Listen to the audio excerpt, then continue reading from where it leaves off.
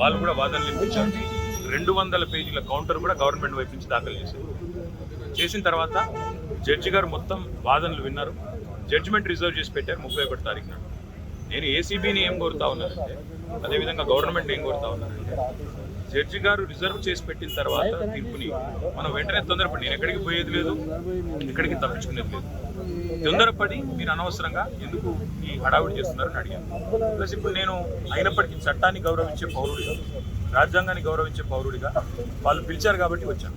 వచ్చి నాకు ఒక లెటర్ ఇచ్చారు, ఇన్ఫర్మేషన్ కావాలి, డాక్యుమెంట్స్ కావాలి. ఏం ఇన్ఫర్మేషన్ కావాలి, ఏం డాక్యుమెంట్స్ కావాలో మాకు తెలియదు, అందుకే అడిగాం.